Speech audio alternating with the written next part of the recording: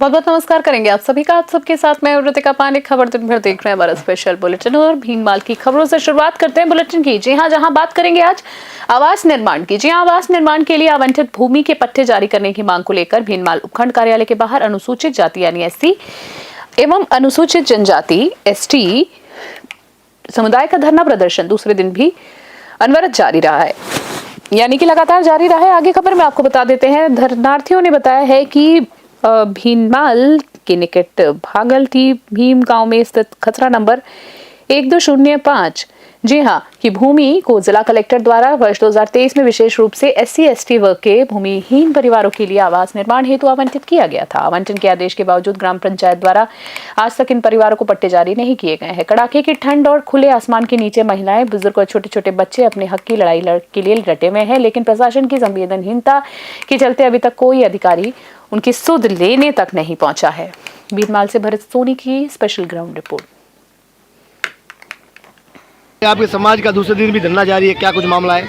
हमारी मांगे यही है कि कल 11 बजे से लेकर यहाँ पे बैठे हुए हैं और रात तक बैठे हुए थे। कोई प्रशासन ने आके पानी का गिलास भी नहीं दिया हुआ है और हमारी पानी का गिलास का हमारे को कुछ बच्चों तक यहाँ पे बैठे हुए थे, कोई हमारी पूछताछ करने के लिए कोई नहीं आया हुआ है। और हमारी मांग यही है, हम जब तक धरना देंगे, जब तक हमारी मांगे पूरी नहीं होंगी और भी ज़्यादा बढ़ाएंगे। और हम कहते हैं हमारी मांगे पूरी करो और पूरी सबकी जैसे है इनको मांग मिलनी चाहिए। हम और किसी से वेट नहीं करना चाहते और किसी से झगड़ा नहीं करना चाहते। हमारी मांग यह है कि इनको ज़मीन मिलनी चाहिए और इनको पट्टा मिलना चाहिए और कुछ नहीं कहते हैं। कहाँ पर आपको पट्टा चाहिए और कौन सी जमीन को लेकर विवाद है आपका? हमारा भागड़ भीम में चाहिए। हम किसी से विरोध नहीं करना चाहते हैं, हम जनजाति है। और अगली खबर की बात करें तो बढ़ती ठंड के बीच बच्चों को राहत पहुंचाने और उनकी शिक्षा में निरंतरता बनाए रखने के उद्देश्य से मानव सेवा ट्रस्ट राजस्थान द्वारा एक सराहनीय पहल की गई है। ट्रस्ट की ओर से चाकसू, जी हां, शिवदासपुरा के राजकीय विद्यालयों की बात करें तो विद्यालय के राजकीय विद्यालयों में स्वेटर वितरित कार्यक्रम आयोजित किए गए हैं। वहीं आगे खबर में बात करें तो मानव सेवा ट्रस्ट द्वारा चाकसू स्थित राजकीय उच्च प्राथमिक विद्यालय क्रम 1 और शिवदासपुरा से जाजपुर स्कूल में कुल 136 छात्राओं को गर्म स्वेटर प्रदान किए गए हैं। ट्रस्ट की महासचिव दुर्गा वर्मा ने इस अवसर पर कहा है कि बच्चों के स्वास्थ्य और सुरक्षा की जिम्मेदारी समाज के हर वर्ग की है। प्रधानाचार्य गंगाधार मीना ने ट्रस्ट का आभार व्यक्त किया है। जी हां, गंगाधार मीना ने ट्रस्ट का आभार व्यक्त करते हुए कहा है कि कड़ाके की ठंड में स्वेटर मिलने से गरीब परिवारों के बच्चों को बड़ी राहत मिली है। चाकसू से महावीर स्वामी की विशेष रिपोर्ट। बारा से खबर देख रहे हैं। बारा में वकील और उनके परिजनों पर हुए जानलेवा हमले के विरोध में जिले भर के अधिवक्ता सड़कों पर उतर आए हैं। जमीनी विवाद के चलते अधिवक्ता अरविंद बघेलवाल और उनके परिजनों पर हमला हुआ था और इसी घटना से आक्रोशित अधिवक्ताओं ने मंगलवार को जिला न्यायालय के बाहर एकत्रित होकर पुलिस प्रशासन के खिलाफ जमकर नारेबाजी की। वकीलों के कार्य बहिष्कार के चलते न्यायालयों में न्यायिक कामकाज पूरी तरीके से ठप रहा, जिससे दूर दराज से आए पक्षकारों को बैरंग लौटना पड़ा। आक्रोश इस कदर था कि बड़ी संख्या में अधिवक्ता न्यायालय परिसर से बाहर निकलकर कोटा रोड पहुंचे और सड़क के बीचों बीच टायर जलाकर, जी हां, आपको बता दें, टायर जलाकर मार्ग को जाम कर दिया। करीब आधे घंटे तक कोटा बारा मार्ग पर वाहनों के पहिए थमे रहे, यातायात बाधित रहा। सूचना मिलने पर डीएसपी और सीआई जाब्ते के साथ मौके पर पहुंचे और समझाइश कर जाम खुलवाया। बारा से हरीश शर्मा की ग्राउंड रिपोर्ट। मामला आज क्यों आपने क्या कुछ जब वकील पे हमला हुआ, क्या कुछ आज निर्णय लिया है, किस तरह का स्थगित है? कल हमारे साथी अधिवक्ता के और उनके परिवार के साथ में उनकी संपत्ति पर कुछ असामाजिक तत्वों ने कब्जा करने का प्रयास किया और हमारे साथी अधिवक्ता द्वारा एक दिन पहले इसकी सूचना पुलिस को दे दी थी। दूसरे दिन यानी कि कल हमारे अधिवक्ता पर और उनके परिवार पर जानलेवा हमला हुआ। पुलिस द्वारा अभी तक नामजद आरोपियों की गिरफ्तारी नहीं की गई है। उसके विरोध में संपूर्ण बारा जिले में जितनी भी अदालतें हैं वहाँ पे सब जगह पे पूर्ण रूप से कार्य बंद है। वकील एकता जिंदाबाद, जिंदाबाद, जिंदाबाद। हमारी मांग यह है कि जितने भी नामजद आरोपी हैं उनको तुरंत प्रभाव से गिरफ्तार किया जाए और जो झूठा मुकदमा सामने वाले पक्ष ने हमारे अधिवक्ता और उसके परिवार के ऊपर लगाया है उसकी और अगली खबर की बात करें तो बौली से देख रहे हैं। जी हां, सवाई माधोपुर जिले के बौली थाना क्षेत्र में प्रशासन के खिलाफ विरोध जताने के लिए टंकी पर चढ़ने का सिलसिला थमने का नाम ही नहीं ले रहा है। कोदियाई गांव में अतिक्रमण हटाने की कार्रवाई से नाराज 2 युवक पेयजल की टंकी पर चढ़ गए, जिससे क्षेत्र में हड़कंप मच गया है। पुलिस प्रशासन के अनुसार गांव में अटल सेवा केंद्र के निर्माण हेतु 40 एयर भूमि आवंटित की गई है। इनमें से भूमि से अतिक्रमण हटाकर उसे पंचायत को सुपुर्द करने की कार्रवाई की जा रही थी। बता दें, ग्रामीणों का आरोप है कि इस कार्रवाई के दौरान एक महिला गिरकर चोटिल हो गई है और इसी के विरोध में नवीन बैरवा और राजकुमार मीणा नामक 2 युवक जो है गाँव की पानी की टंकी पर चढ़ गए। घटना की सूचना मिलते ही बौली तहसीलदार दिनेश चंद्र मीणा और बौली SHO जगदीश सिंह सोलंकी पुलिस बल के साथ मौके पर पहुंचे। अधिकारियों द्वारा नीचे खड़े ग्रामीणों को टंकी पर चढ़े युवकों ने समझाइश के दौर से गुजारा। बौली से दीपक गिरी की स्पेशल रिपोर्ट। अगली खबर की बात करें, धौलपुर से आ रही है। जिला में, जी हां, धौलपुर जिले में और जेल में कैदियों के बीच हुए आपसी झगड़े ने विकराल रूप ले लिया है, जिससे जेल परिसर में करीब 3 घंटे तक स्थिति बेहद तनावपूर्ण थी। बता दें आपको, हंगामे के दौरान आक्रोशित कैदियों ने जेल प्रहरियों के साथ भी अभद्रता की, जिसके बाद भारी पुलिस बल को तैनात करना पड़ा। घटना की गंभीरता को देखते हुए जेल प्रशासन ने तुरंत उच्च अधिकारी को सूचित किया। स्थिति को काबू करने के लिए जिला प्रशासन लाइन के जाब्ते के साथ साथ आधा दर्जन थानों की पुलिस मौके पर बुलाई गई। सुरक्षा घेरा इतना कड़ा कर दिया गया कि जेल के आसपास के क्षेत्र को पूरी तरीके से छावनी में तब्दील कर दिया गया। घटना की सूचना मिलते ही जिला कलेक्टर श्रीनिधि बीटी और SP भारी लाव लश्कर के साथ जेल पहुंचे।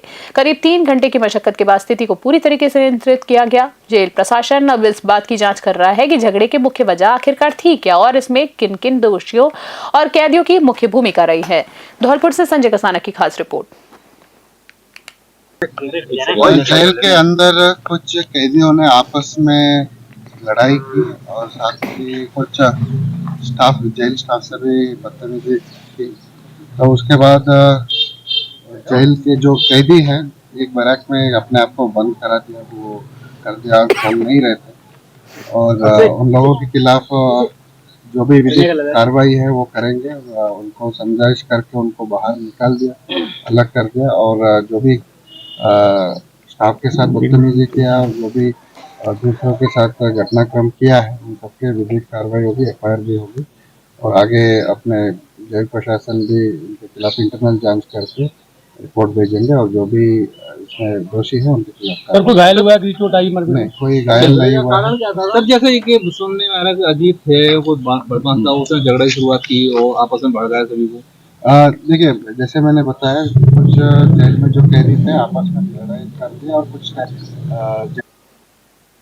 करौली से खबर देख रहे हैं। जी आप बात करें खबर की तो मंगलवार सुबह प्रशासन और पुलिस ने बड़ी कार्रवाई करते हुए 2 अप्रैल 2022 को हुए दंगों के मुख्य आरोपी और सट्टा किंग अमीनुद्दीन खान की अवैध होटल पर बुलडोजर चला दिया।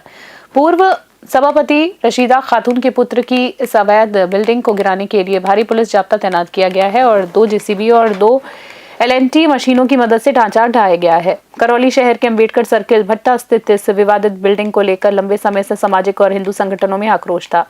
भाजपा नेता अशोक पाठक सहित अन्य संगठनों का आरोप था कि मास्टरमाइंड अमीनुद्दीन ने यहां स्थित एक प्राचीन शिव मंदिर को तोड़कर अवैध रूप से होटल का निर्माण किया था। करौली से राधारमण सारस्वत की रिपोर्ट।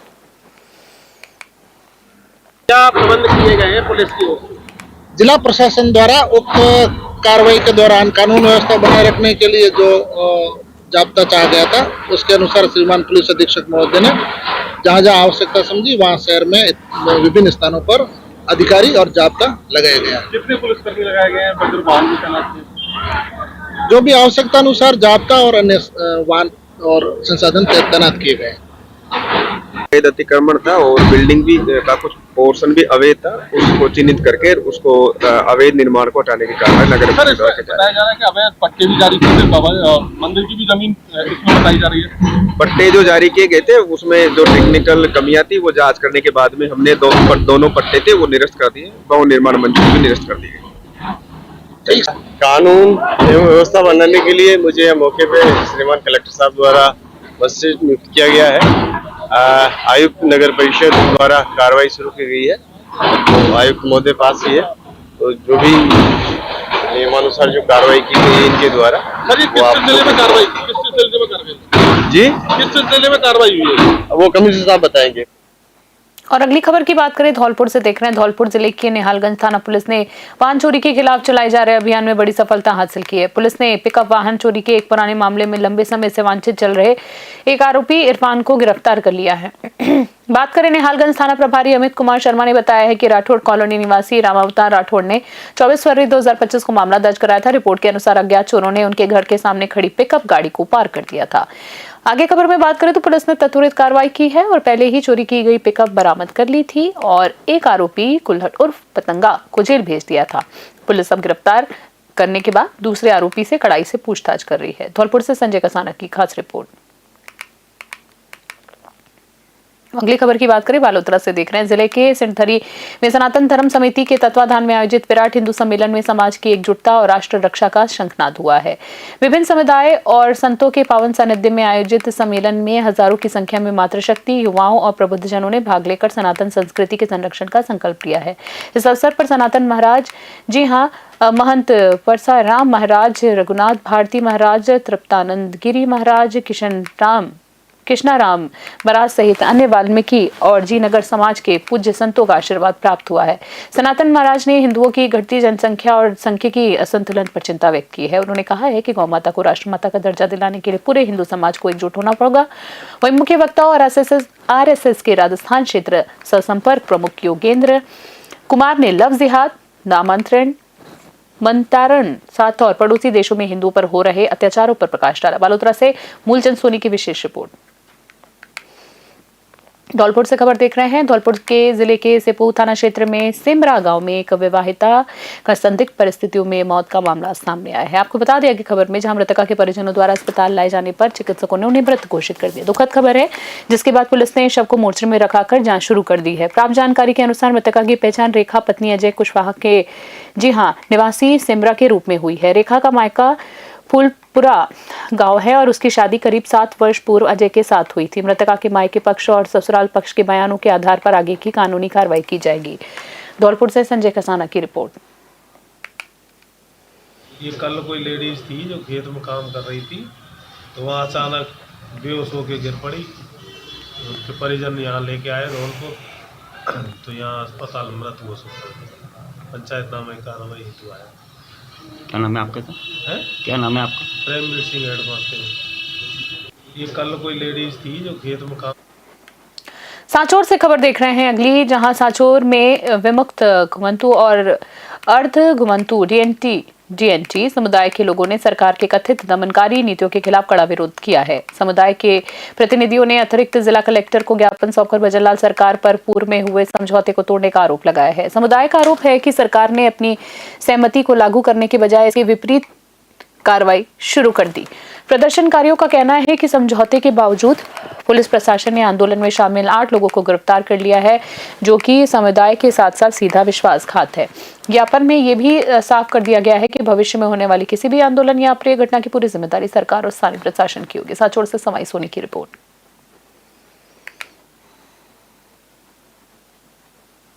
विद्युत उपभोक्ताओं की समस्याओं को त्वरित समाधान के लिए राजस्व वसूली के लक्ष्य को पूरा करने के लिए धौलपुर डिस्कॉम एक्शन मोड पर है। पंचकुंड रोड स्थित विद्युत कार्यालय पर अधिशासी अभियंता विवेक शर्मा ने जनसुनवाई की है, जिसमें बड़ी संख्या में उपभोक्ता अपनी शिकायतें लेकर पहुंचे हैं। एक्जेन विवेक शर्मा ने बताया है कि वित्तीय वर्ष 2025-26 के लिए डिस्कॉम द्वारा निर्धारित 100% राजस्व वसूली के लक्ष्य को प्राप्त करने हेतु उपखंड स्तर पर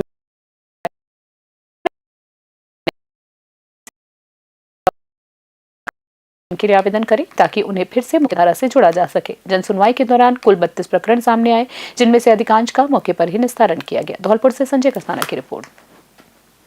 आज एक्शन ऑफिस धौलपुर में जनसुनवाई का आयोजन किया गया। इसमें 32 प्रकरण आए, जिनमें से कुछ प्रकरणों का तो मौके पर ही निस्तारण किया गया है। इसके अलावा कुछ प्रकरण ऐसे थे जिनमें 7 दिन का समय उपभोक्ता को दिया गया है, और साथ ही डिस्कॉम के जो संबंधित अधिकारी कर्मचारी हैं उनको भी निर्देश दिए गए हैं।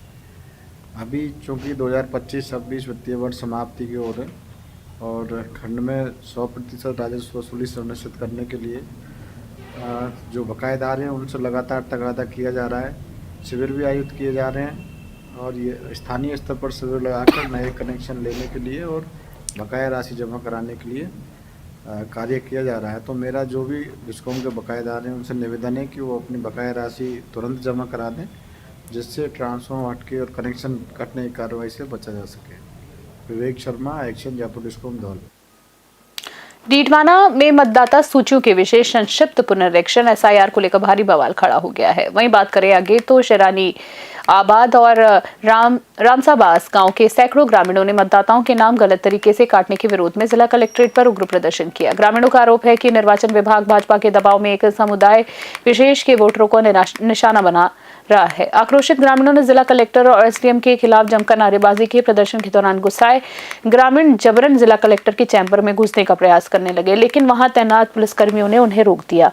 इसके बाद ग्रामीण कलेक्ट्रेट परिसर में ही धरने पर बैठ गए। डीडवाना विधायक यूनुस खान के नेतृत्व में एक प्रतिनिधिमंडल ने जिला कलेक्टर डॉक्टर महेंद्र खड़गावत से मुलाकात की। वहीं विधायक यूनुस खान ने इस पूरे घटनाक्रम को लोकतांत्रिक अधिकारों का हनन बताया। डीडवाना से गुलाम नबी आजाद की रिपोर्ट। मेरी ग्राम पंचायत रामसभास है और 650 के लगभग आपत्तियां लगी है हमारे, और आपत्तियां लगी है जो BLO 2 की जो होता है, ये हमारे सोनू भाई शंकर रामसभा से 195 बूथ से और एक 196 बूथ से, दोनों पंचायत की 650 के लगभग है। इनको पता भी नहीं है कि हमने आपत्ति लगाई है या हमारा साइन हुआ है, और इनको ये भी पता नहीं कि हम BLO 2 है। ये अल्पसंख्यक के हिसाब से षड्यंत्र रचकर बार बार आपत्तियां भेजी जा रही है। और सोनू शंकर आज हमारे साथ है, इन्होंने भी ये आपत्ति दर्ज कराई है कि ना तो हमारे हस्ताक्षर है, साइन है, ना मैंने आपत्ति दर्ज करवाई है। तो हमने SDM साहब को ज्ञापन भी दिया है, उनसे यही मांग की जो भी ये माहौल खराब करने की कोशिश की जा रही है उनके खिलाफ सख्त से सख्त कार्रवाई करके, कानूनी कार्रवाई करके उन जो भी है पीड़ित हैं उनके साथ न्याय किया जाए। और जो ये SIR की स्कीम हमने सारे, ऐसा कोई डॉक्यूमेंट नहीं छोड़ा जो हमने दिया। क्या मिली है, फर्जी हस्ताक्षर किए गए, कई व्यक्ति अनुपस्थित है, फिर भी उनके नाम से आपत्तियां दी गई, क्या है पूरा मामला और कलेक्टर साहब से आपकी क्या वार्ता हुई है? देखिए, लगभग डीडवाना विधानसभा क्षेत्र के 53 बूथ ऐसे हैं जिस पर लोक प्रतिनिधित्व अधिनियम 1950 का उल्लंघन हुआ है, और जो राइट एक मतदाता को मतदान देने का भारत के संविधान ने दिया हुआ है उसका अतिक्रमण हुआ है। इसलिए हमने जिला कलेक्टर को और ERO को आज सभी लोगों ने मिलकर के अपना ज्ञापन प्रस्तुत किया है कि जिस तरीके से मतदाता सूची से नाम हटाने की प्रक्रिया चल रही है वो गैर संवैधानिक है, असंवैधानिक है। इन्हें पूरी तरह फर्जी बताया जा रहा है, बताइए संक्षिप्त में पूरी बात। हमारे ग्राम पंचायत शेरानी आबाद में 6,999 टोटल वोटर हैं, जिनमें भाग संख्या 110 से लेके 116 तक है। हमारे भाग संख्या 110 में 85 मतदाता, भाग संख्या 111 में 462, भाग संख्या 112 में 169, भाग संख्या 113 में 190, भाग संख्या 114 में 375, भाग संख्या 115 में 183 और 116 में 225 मतदाताओं के कूट रचित दस्तावेज तैयार करके और प्रारूप साथ जिला निर्वाचन अधिकारी ऑफिस में किसी अज्ञात व्यक्तियों ने दिए हैं, जिनमें सीधी मिलीभगत निर्वाचन अधिकारी और एक पार्टी। श्रीगंगानगर शहर में मिलावटखोरों और जनता की सेहत से खिलवाड़ करने वाले व्यापारियों के खिलाफ प्रशासन ने अब तक की सबसे सख्त कार्रवाई की है। बता दें आपको आगे खबर में, जहां जिला कलेक्टर डॉक्टर मंजू के निर्देशन में चलाए जा रहे शुद्ध आहार मिलावट पर वार के अभियान के तहत आज वैशाली चौक स्थित दुकानों पर छापेमारी कर भारी अनियमितताएं पकड़ी गई हैं। CMHO डॉक्टर अजय सिंगला के नेतृत्व में स्वास्थ्य विभाग की टीम ने वैशाली चौक स्थित दुकान नंबर 11 करनी फूड मार्ट और रामदेव आटा चक्की पर अचानक दबिश दी। निरीक्षण के दौरान टीम दंग रह गई जब देखा कि गोदाम में रखे दर्जनों उत्पादकों की एक्सपायरी डेट को जानबूझकर मिटाया गया था और उसके साथ छेड़खानी की गई थी ताकि एक्सपायर्ड सामान को ताज़ा बताकर ग्राहकों को बेचा जा। श्रीगंगानगर से राजेश भाटी की स्पेशल रिपोर्ट देख रहे थे आप।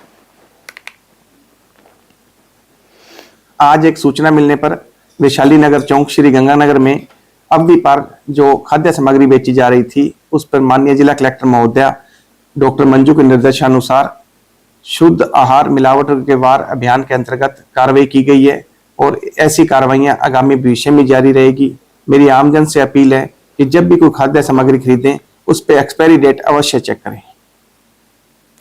पिंडवाड़ा से खबर देख रहे हैं। स्वर्गीय प्रभु दान जी की द्वितीय पुण्यतिथि के अवसर पर जी हाँ, ट्रिनिटी इंटरनेशनल स्कूल पिंडवाड़ा में एक विशाल स्वैच्छिक रक्तदान शिविर संपन्न हुआ है। लॉयंस क्लब पिंडवाड़ा और ग्लोबल अस्पताल ब्लड बैंक के सहयोग से आयोजित इस शिविर में मानवता की सेवा का अनूठा जज्बा देखने को मिला है।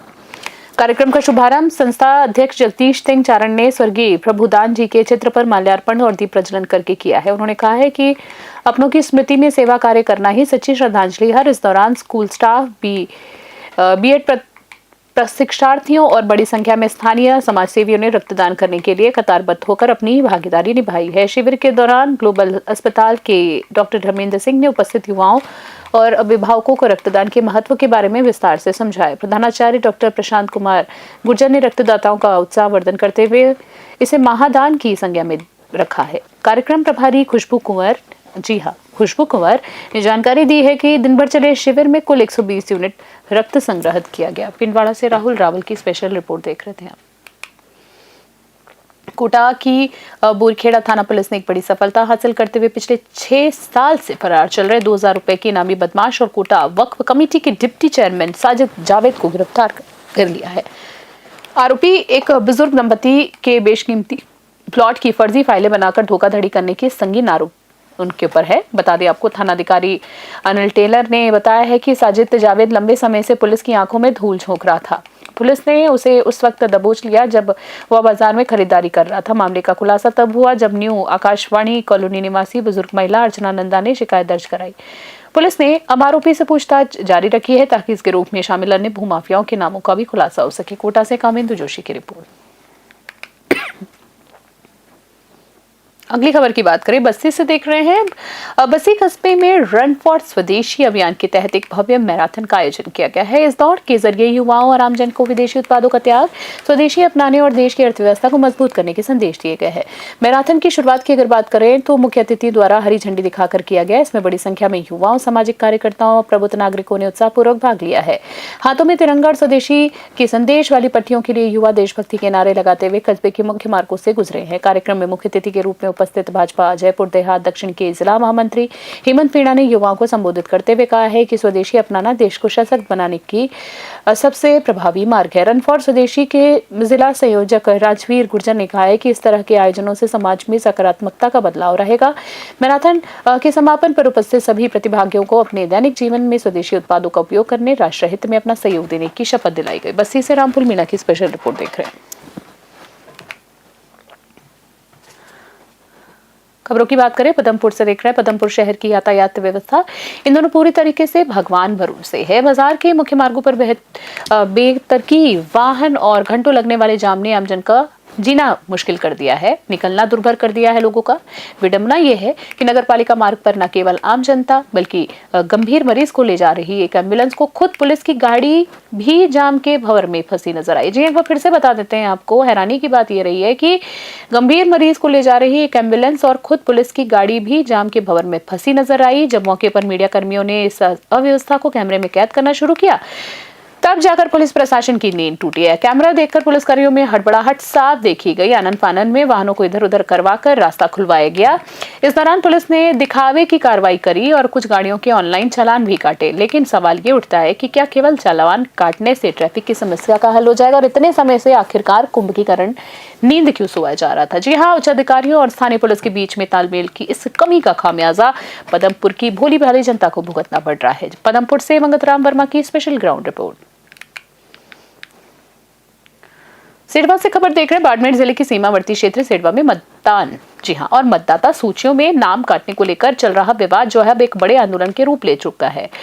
सेडवा के किंग मेकर कहे जाने वाले कांग्रेस नेता और सरपंच प्रतिनिधि सचू गांधी के नेतृत्व में हजारों की संख्या में सीमावर्ती ग्रामीणों ने जिला मुख्यालय पर प्रदर्शन कर प्रशासन को कड़ी चेतावनी दी है। इस पूरे मामले में सबसे बड़ा मोड़ तब सामने आया जब संबंधित BLA 2 खुद जिला कलेक्टर के समक्ष पेश हुए हैं। उन्होंने स्पष्ट किया कि उन्हें इन आपत्तियों के बारे में कोई जानकारी नहीं है। यहाँ तक कि एक व्यक्ति को तो ये भी पता नहीं था कि उसे कब और किसने BLA 2 नियुक्त कर दिया।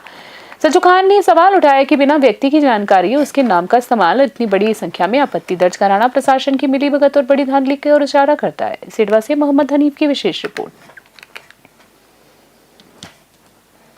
खबरों की बात करें चित्तौड़गढ़ से अगली देख रहे हैं। जी हां, आपको बता दें चित्तौड़गढ़ पुलिस की बात करें, जिला पुलिस अधीक्षक मनीष त्रिपाठी के निर्देशन में जी हां अवैध मादक पदार्थों की तस्करी के खिलाफ चलाए जा रहे विशेष अभियान के तहत शंभूपुरा थाना पुलिस ने एक और बड़ी सफलता हासिल की है। पुलिस ने एक पिकअप वाहन से भारी मात्रा में अवैध अफीम डोडा चूरा जब्त कर लिया है। आरोपियों को सलाखों के पीछे पहुंचाया है। शंभूपुरा थानाधिकारी धर्मराज मीणा के नेतृत्व में पुलिस टीम ने नाकाबंदी के दौरान एक संदिग्ध महिंद्रा बोलेरो पिकअप को रुकवाकर उसकी तलाशी ली है। तलाशी के दौरान वाहन में छिपाकर रखा गया 2 क्विंटल 5 ग्राम अवैध अफीम डोडा चूरा बरामद किया गया है। उल्लेखनीय है कि शंभूपुरा जी हां पुलिस की पिछले 10 दिनों के भीतर मादक पदार्थ तस्करी के विरुद्ध ये दूसरी बड़ी कार्रवाई है। पुलिस ने मौके से अवैध मादक पदार्थ परिवहन में प्रयुक्त पिकअप वाहन को जब्त कर लिया है। आरोपियों को गिरफ्तार किया है। शंभूपुरा थाना पुलिस ने दोनों आरोपियों के खिलाफ एनडीपीएस एक्ट में विभिन्न धाराओं में मामला दर्ज कर लिया। चित्तौड़गढ़ से ब्यूरो रिपोर्ट।